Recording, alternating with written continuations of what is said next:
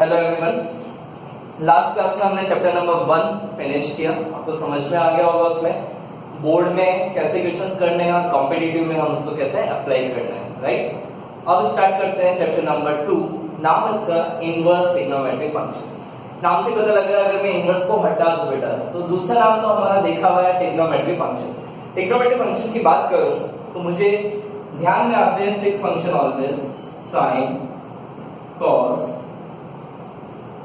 tan, cot, sec, cos। जो मुझसे पहले पढ़ चुके हैं उनको पता है मैं हमेशा ऑर्डर यही फॉलो करता हूँ। 11th में भी बताया मैंने आप लोगों को कि इसके बहुत सारे बेनिफिट है, तो ऑलवेज ध्यान रखिएगा ट्रिगो का order sine, cos, tan, cot, sec, cosec। तो ऑलवेज मेरे पास 6 फंक्शन होते हैं, ना तो 6 से कम कभी पढ़ेंगे ना 6 से ज्यादा, हमें केवल 6 फंक्शन पढ़ने हैं, sine, cos, tan, cot, sec, cosec। अब इसमें एक नाम जुड़ गया बेटा, इनवर्स ट्रिग्नोमेट्रिक फंक्शन। तो अभी हमने चैप्टर नंबर 1 में पढ़ा, वहां पे 2 तरीके से हमने देखा कि बेटा इनवर्स डिफाइंड होता है। एक तो हमने देखा कि कोई भी फंक्शन का इनवर्स होना तभी पॉसिबल है जब गिवन फंक्शन क्या होना चाहिए बेटा, 1 1 हो एंड ऑन टू हो। लेकिन इसमें बात करूं तो सिंपल सा मीनिंग ये बोल सकता हूं मैं कि फंक्शन क्या होना चाहिए, बाइजेक्टिव। कोई भी फंक्शन बाइजेक्टिव है तो डेफिनेटली इसका इनवर्स एग्जिस्ट करता है। अब बात करें हम यहाँ पर ट्रिग्नोमेट्रिक फंक्शन की, तो चेक कर रहे हैं कि इसका इनवर्स एग्जिस्ट करता है कि नहीं करता है। अब चैप्टर का नाम तो क्या लिखा है उन्होंने, इनवर्स ट्रिग्नोमेट्रिक फंक्शन। लेकिन मैं आपको बोलूं अभी तो आपको सरप्राइज होगा कि sin, cos, tan, cot, sec, cosec किसी का भी इनवर्स एग्जिस्ट नहीं करता है। अब आपको लग रहा होगा ऐसे कैसे, जब नाम ही है इसका इनवर्स ट्रिग्नोमेट्रिक फंक्शन तो इसका इनवर्स एग्जिस्ट क्यों नहीं कर रहा है। देखिएगा मैंने यहाँ पे कंडीशन लिखा बेटा कि गिवन फंक्शन क्या होना चाहिए, 1 1 होना चाहिए, मेनी 1 ऑन 2 होना चाहिए। तो चेक करते हैं कि 1 1 है कि नहीं है। एक एग्जांपल से आपको समझ में आ जाएगा। मान लीजिए मैंने fx लिया sin x, राइट। अब 1 1 होने के लिए मैंने आपको कंडीशन बता रखा बेटा, इसको 2 तरीके से हमने चेक करना सीखा था कि x1 is not equal to x2 then fx1 भी क्या होना चाहिए, not equal to fx2 होना चाहिए। Is it clear. हमें पता है बेटा कि अगर एलिमेंट इक्वल नहीं है तो उसकी इमेज भी इक्वल नहीं आएगी। तो x1 is not equal to x2 तो fx1 भी क्या होगा, not equal to fx2। पर देखते हैं इधर साइन की वैल्यूज वही ले रहा हूं मैं जो आपको पता है। लेट मैंने अज्यूम कर लिया x1 is 0 and x2 is 5। अब देख के समझ में आ गया बेटा कि x1 is not equal to x2 but we know that sin 0 और sin pi दोनों पे इसकी वैल्यू क्या होती है बेटा, 0। तो मुझे समझ में आ गया कि ये फंक्शन साइन की बात कर रहा हूं मैं ओनली, ये तो 1 1 ही नहीं है। 1 1 नहीं है तो ऑब्वियस सी बात है इसका इनवर्स कैसे एग्जिस्ट करेगा।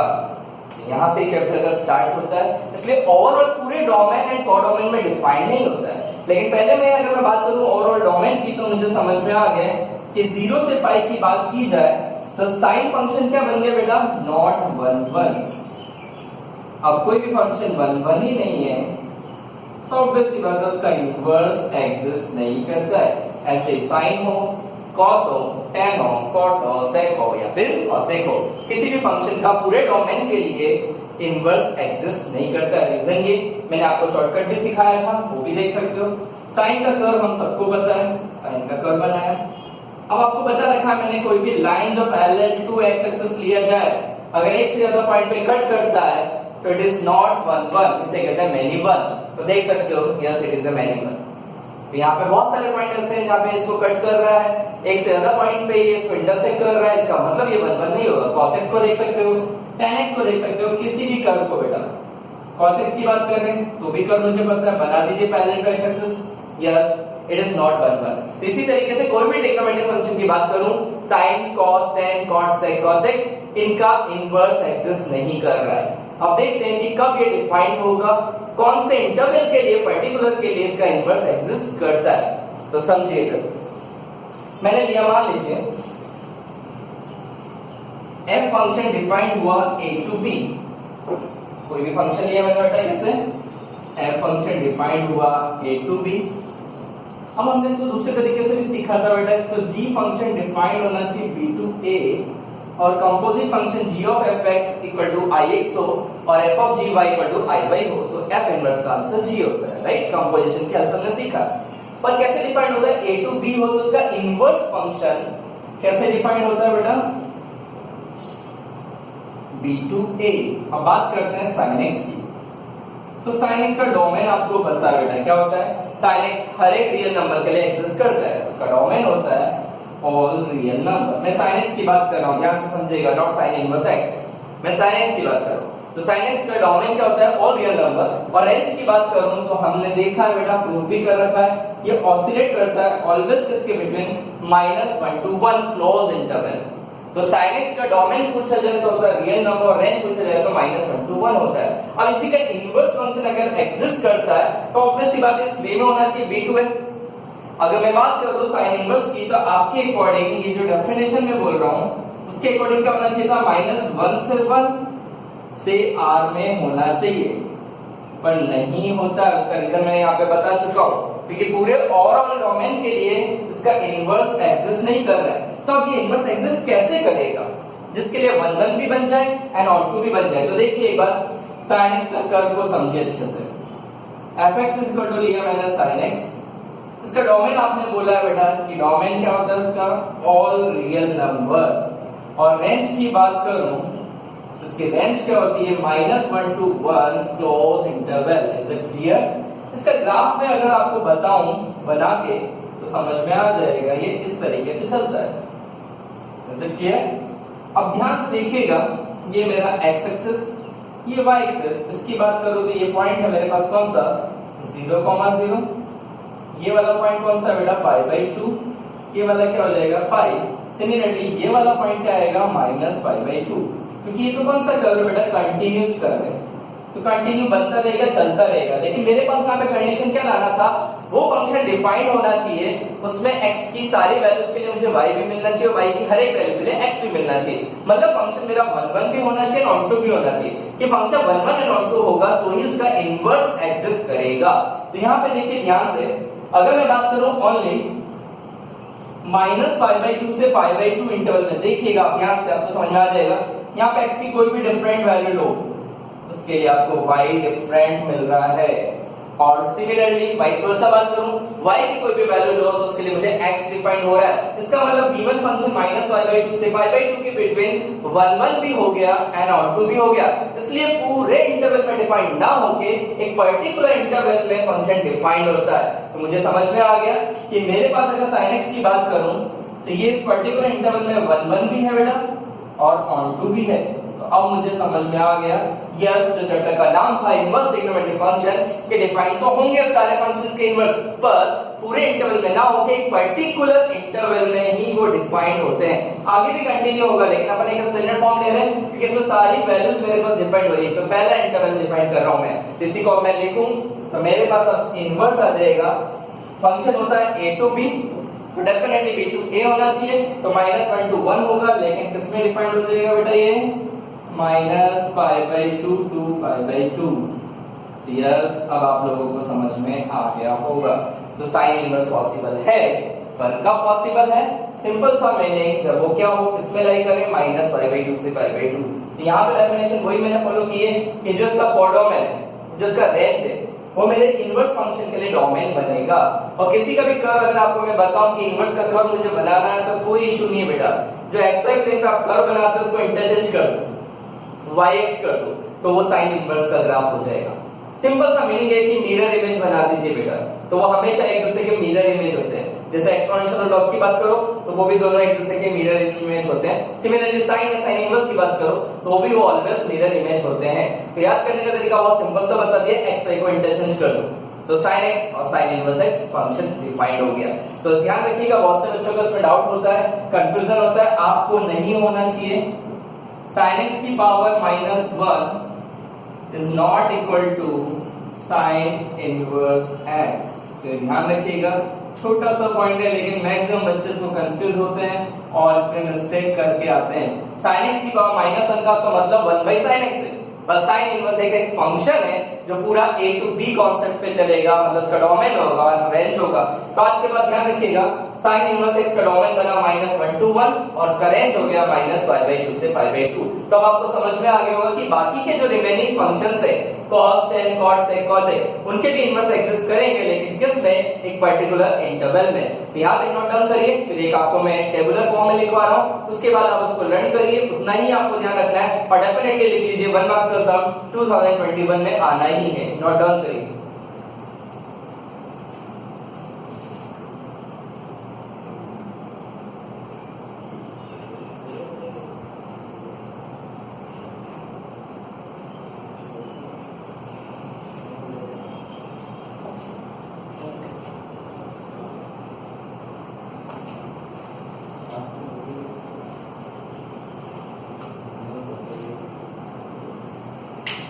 चलिए देखते हैं, तो एक टेबल बना लीजिए बेटा, समझे कैसे। तो आपको पहले तो समझ में आ गया होगा कि इनवर्स फंक्शन डिफाइन कैसे हो रहे हैं, किस पर्टिकुलर इंटरवल में हो रहे हैं और क्यों हो रहे हैं। तो आज के बाद बस आपको ध्यान रखना है, एक टेबल फॉर्म बना रहा हूं मैं, उतना ही आपको ध्यान रखना है। तो यहाँ पे लिखिए फंक्शन, कौन कौन से चलेंगे, यहाँ पे लिखेंगे अपन उसके डोमेन और सामने लिखूंगा मैं उसका रेंज बोलूं या फिर प्रिंसिपल वैल्यू बोलूं बेटा, दोनों का मतलब एक ही होता है। तो वहां पे मुझे बोला जाएगा वर्ड कौन सा, प्रिंसिपल वैल्यू फाइंड करिए। तो कंफ्यूज मत होना, मुझे उसकी रेंज ही लिखनी है। तो मेरे पास फंक्शंस कौन कौन से चलेंगे, साइन इनवर्स होगा, कॉस इनवर्स होगा, tan cot sec and cosec। Is it clear? sin cos tan cot sec cosec। अभी sin इनवर्स x हमने डिफाइन कर लिया। याद करने के लिए आपको बेटा क्लास 11 का कॉन्सेप्ट ध्यान रखना है कि फंक्शन जो sin x है वो a to b होता है, तो sin inverse b to a होगा, पर a पूरे के लिए डिफाइन नहीं होगा, वो हमने देख लिया। तो यहाँ पे जरूर ध्यान रखना था कि sin x की रेंज क्या होती है, -1 to 1, तो वो यहाँ पे क्या बनेगा बेटा, मेरा डोमेन वो आ जाएगा -1 to 1। और इसकी रेंज अभी हमने देख लिया है, या प्रिंसिपल वैल्यू बोलूं तो किसमें डिफाइंड हो रहा है, -π/2 से π/2, क्लोज इंटरवल -π/2 से π/2। cos इनवर्स की बात करें, cos इनवर्स x में cos x को याद करिए, क्या था बेटा अपने वहां पे, रियल नंबर था और किसके बिटवीन डिफाइंड हो रहा था, 0 to π के बिटवीन। तो हमारे पास कोई भी रियल नंबर के लिए अपन डिफाइन करते हैं और उसकी भी रेंज मेरे पास क्या आ रही थी, -1 to 1। तो यहाँ पे भी आपके पास डोमेन तो बन जाएगा -1 to 1 और इसकी रेंज आ जाएगी 0 to π। तो इतना सा ध्यान रखना है। बात करते हैं tan की। तो tan के लिए आपको पता होना चाहिए कि डोमेन क्या होता था, क्योंकि tan को क्या लिख सकता हूं मैं, sin cos। तो cos की वैल्यू जब जब भी 0 बनेगी tan फंक्शन डिफाइंड नहीं होगा। अब cos कब कब 0 होता था, ऑड मल्टीपल ऑफ π/2 पे। इट मींस मेरे पास सारी वैल्यूज कौन सी पॉसिबल है बेटा tan x की, all real number other than -π/2, मतलब odd multiple 2x + 1 π/2 general form बोलूं तो ऑड मल्टीपल ऑफ π/2 पे डिफाइंड नहीं होगा। और उसकी रेंज देखी जाए तो हमने क्या बताई थी बेटा, ऑल रियल नंबर, क्योंकि -∞ से इंफिनिटी चलती है। तो यहाँ पे जो उसका रेंज था वो बन जाएगा डोमेन, तो उसका डोमेन हो जाएगा ऑल रियल नंबर और ये फंक्शन लाई करेगा -π/2 से π/2 ओपन इंटरवल। तो समझ में आ गया होगा। नेक्स्ट बात करते हैं कॉट की। तो कॉट फंक्शन क्या चलता है बेटा, cos/sin। cos/sin का मतलब क्या हो गया कि sin डिनोमिनेटर में क्या होना चाहिए, not equal to 0। sin x कब 0 होता था, n π पे। तो sin x cot x की अगर मैं डोमेन की बात करूं तो क्या बन गया, r - n π। और उसकी भी रेंज की बात करूं तो क्या आया था, रियल नंबर। तो यहाँ पे भी मेरे पास जो डोमेन है वो बन जाएगा रियल नंबर और ये कहां पे डिफाइंड होगा आपके पास, 0 to π ओपन इंटरवल। तो समझ में आ रहा होगा, बहुत सिंपल सा कॉन्सेप्ट। sec x की बात करें तो sec x हमें पता है बेटा, इसका इंपॉर्टेंट हमने सीखा था 1/cos होगा, तो ऑड मल्टीपल ऑफ π/2 पे डिफाइंड नहीं होगा। और इसके रेंज बहुत इंपॉर्टेंट थी, all real number other then -1 to 1, -1 से 1 के बिटवीन छोड़ के सारी वैल्यूज पॉसिबल है। तो क्लियर हो गया, इसका डोमेन मेरे पास क्या बन जाएगा, r - -1 to 1। Is it clear? इसके बिटवीन की वैल्यूज मेरे पास पॉसिबल नहीं है, बाकी सारी वैल्यूज मेरे पास पॉसिबल है। तो इसकी रेंज की अगर हम बात करें तो सेकंड इनवर्स में क्या आ जाएगा मेरे पास, 0 to π क्लोज इंटरवल -π/2। इस पे डिफाइंड नहीं होगा, बाकी सब पे डिफाइंड हो जाएगा। सिमिलरली cosec की बात करें तो आपको समझ में आ गया। तो ये भी इसकी डोमेन क्या बन जाएगा बेटा, जो उसका रेंज था, रेंज उसका भी क्या था, -1 to 1। और इसके लिए मेरे पास डिफाइंड हो जाएगा -π/2 से π/2 क्लोज इंटरवल और -0। तो मुझे आप देख सकते हो सबकी रेंज पता लग गई है। आपको ओनली ये याद करना है और डेफिनेटली दिस इज 2021 1 मार्क का सम यहाँ से ही पूछा जाता है। तो एक बार नोट डाउन करिए, इसको मैं याद करने का तरीका भी सिखा रहा हूँ, बहुत इजी है, बहुत प्यार से आप याद कर सकते हैं। केवल एक चीज मुझे ध्यान रखनी है, और कोई भी सम देखा बिना लिखा हो गया कैसे होता है वो मैं आपको अभी आगे समझाने वाला हूँ। पहले एक बार हम समझेंगे कि पूरा उसका ओरिजिनल मेथड क्या है, फिर आपको एक ऐसा वे सिखाऊंगा कि देखा बिना लिखा हो गया। यहाँ तक नोट डाउन करिए।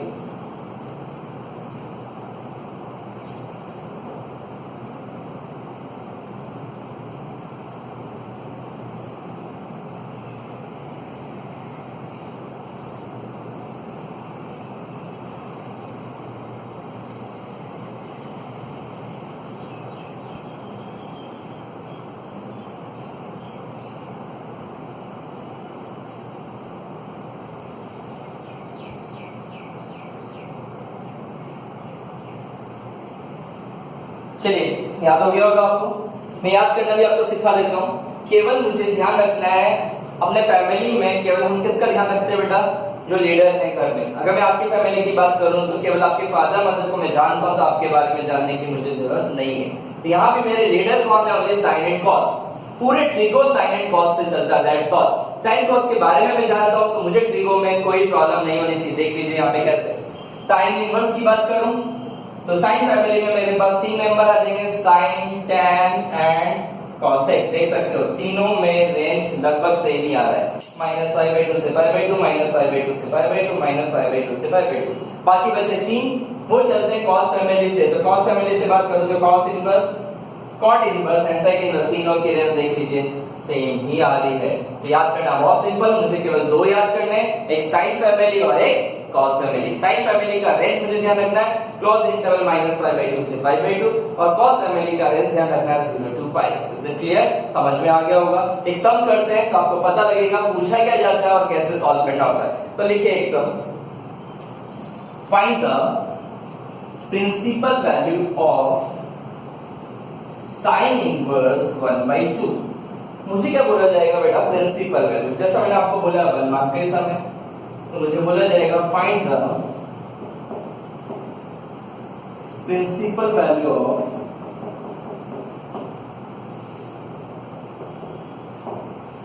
Sign inverse half, right.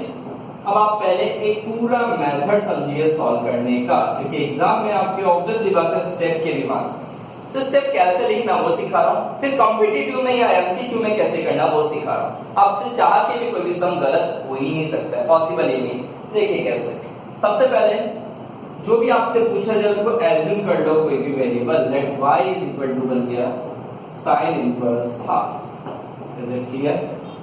Sign को सामने ले जा सकता हूं तो इसको लिख सकता था मैं sine y is equal to half. अब आपको पता होना चाहिए बेटा साइन की वैल्यू हाफ कब होती है। तो हम सबको पता है बेटा साइन की वैल्यू हाफ कब होती है। तो साइन की वैल्यू हाफ होती है साइन 30 डिग्री। तो इसको लिख सकता था मैं 5/6। तो यहाँ से मुझे y इजीली मिल गया। y क्या आ गया 5/6, जो बिलोंग करना चाहिए किसमें, -π/2 से π/2 के बिटवीन। यस देख सकते हो 5/6 इज लाइज बिटवीन -π/2 टू π/2। तो यही इसका प्रिंसिपल सॉल्यूशन होगा या प्रिंसिपल वैल्यू होगा। तो समझ में आ गया होगा, इजीली हम फाइंड कर सकते हैं। मैंने पूछा होगा आपसे find the principal value of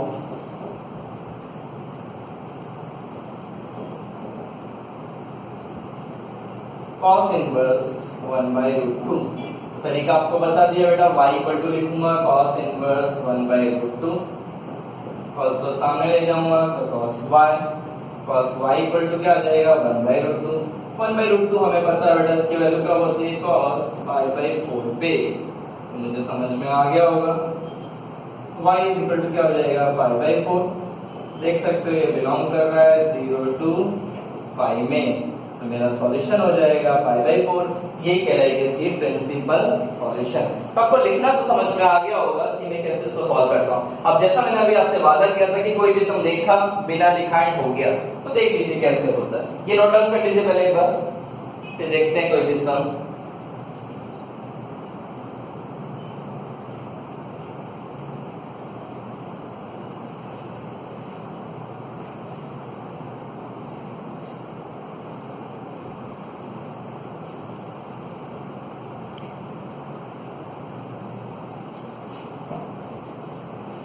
चलिए हो गया होगा। अब सीखिए मैजिक।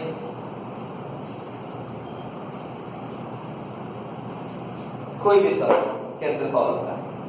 आपको अभी मैंने बताया बेटा दो ही फैमिली ध्यान रखनी है। कौन कौन सी? एक बोला मैंने आपको साइन फैमिली। साइन फैमिली में दो मेंबर आते हैं। कौन कौन से बेटा? आपको बता दिया है, एक tan आता है और एक cosec आता है। क्लियर हो गया? तो मेरे पास इन तीनों का आंसर साइन इनवर्स से चलेगा। दूसरी फैमिली की बात करूं मैं अगर, तो दूसरी फैमिली मेरे पास होती है cos। तो cos इनवर्स की बात करूं मैं, तो इसमें मेरे पास आते हैं दो मेंबर। कौन कौन से? एक आएगा sec आएगा और एक आएगा cot। अब ध्यान से समझिएगा, पहले ही बोल रहा हूं मैं, ये शॉर्टकट है तो इसमें अपना दिमाग मत लगाइए कि सर ये कैसे आया और हम कैसे ध्यान रखेंगे। आपसे मैंने वादा किया आपका कोई सम गलत नहीं होगा, दैट्स ऑल। तो यहाँ पे देखिए साइन इनवर्स। साइन इनवर्स की बात करूं मैं, तो सबकी मैं बात करूं तो इनकी रेंज आती है लगभग सबकी -π/2 से π/2। मैं ओपन क्लोज नहीं लिख रहा हूं, अभी ओनली लिख रहा हूं -π/2 से π/2। तो -π/2 से π/2 का मीनिंग क्या होता है? अगर आपको वो समझ में आ गया है तो कोई इशू ही नहीं है। -π/2 से π/2 का मतलब होता है, हम जानते हैं ये 0, ये π/2 और ये -π/2, क्योंकि दो एंगल्स होते हैं पॉजिटिव और नेगेटिव। जब भी मैं एंटी क्लॉकवाइज डायरेक्शन में रीड करता हूं तो उसे पॉजिटिव कहते हैं और जब भी मैं क्लॉकवाइज रीड करता हूं तो उसको नेगेटिव कहते हैं। इसका मतलब क्लियर हो गया कि मेरे पास साइन फैमिली का कोई भी आंसर आए तो दो ही क्वाड्रेंट में आ सकता है, आइदर फर्स्ट में या फिर फोर्थ में। कभी भी सेकंड एंड थर्ड में आंसर नहीं आएगा। अब फर्स्ट या फोर्थ में आए तो उसको कैसे लिखना है वो समझेंगे। पहले बस ध्यान रखिए कि आंसर ऑलवेज किस में आएगा? फर्स्ट में एंड फोर्थ में। कॉस फैमिली की बात करें, फिर से कह रहा हूं अपना दिमाग नहीं लगाना है, तो ये लाई करेगा किसमें? तीनों की बात कर रहा हूं 0 to π। 0 to π का मतलब हमें क्लियर हो गया। मेरे पास क्वाड्रेंट चलेगा, ये होता है 0, ये होता है 90 और ये होता है π। तो इस बार मेरे पास कोई भी फैमिली हो, कोई भी का मतलब इन तीनों में से कौन कौन सी? cos हो, sec हो या cot हो, हमेशा आंसर आया करेगा फर्स्ट या सेकंड में। तो यहां तक आपको समझ में आ गया होगा। अब कैसे लिखना है आंसर वो समझ लीजिए। मान लीजिए कोई भी प्लस वैल्यू है तो ऑलवेज वो लाई करेगा बेटे किसमें? फर्स्ट क्वाड्रेंट में। फर्स्ट क्वाड्रेंट में जो भी आंसर आ रहा है वो लिख देना है, 30, 45, 60 जो भी वैल्यू आ रही है। अगर मान लीजिए अंदर मेरे पास माइनस साइन दिया है, साइन इनवर्स -½ लिखा हुआ है, तो समझ जाना वो ऑलवेज फोर्थ क्वाड्रेंट में होगा और अपना दिमाग नहीं लगाना है, उस आंसर को भी क्या लिख देना है? नेगेटिव। तो उसका आंसर आ जाएगा। कैसे आएगा वो भी अपन समझते हैं।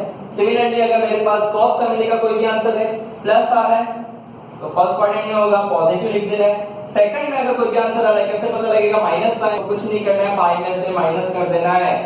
तो मेरे लिए देख लीजिए 6 के 6 फंक्शन देखा बिना लिखा हो गया। साइन फैमिली का कोई भी बेटा फंक्शन हो ऑलवेज लाइक करेगा फर्स्ट एंड फोर्थ में। पॉजिटिव आ रहा है एज इट इज लिख दीजिए, नेगेटिव आ रहा है माइनस साइन लगा दीजिए, दैट्स ऑल। cos फैमिली का कोई भी सम हो, 3 की बात कर रहा हूं मैं, cos हो, cot हो या फिर sec हो, इनमें से कोई भी हो, पॉजिटिव आ रहा है तो फर्स्ट में लिख दीजिए, माइनस आ रहा है तो पाई में से माइनस करके लिख दीजिए, तो प्रिंसिपल वैल्यू खत्म आपके लिए कोई भी। देखिए कैसे, ये नोट डाउन कर लीजिए, सम को देखते हैं कैसे बनता है।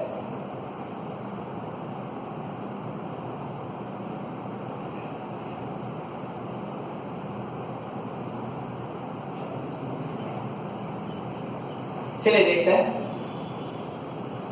साइन का, पहले कोई भी सम देखते हैं। मान लीजिए मैंने लिखा होता बेटा साइन इनवर्स -½ देखते ही मुझे समझ में आ गया, अपना दिमाग नहीं लगाना है। साइन फैमिली का कोई भी हो, अंदर माइनस साइन आए तो समझ जाना मैं कौन से क्वाड्रेंट में, फोर्थ में, तो आंसर में भी क्या लिख देना है? Minus sine, that's all. अब आपको पता होना चाहिए था बस कि साइन इनवर्स ½ कब होता है? 30 डिग्री पे, तो भाग लगा दो बस -π/6 ये आंसर। तो देखा बिना लिखा हो गया।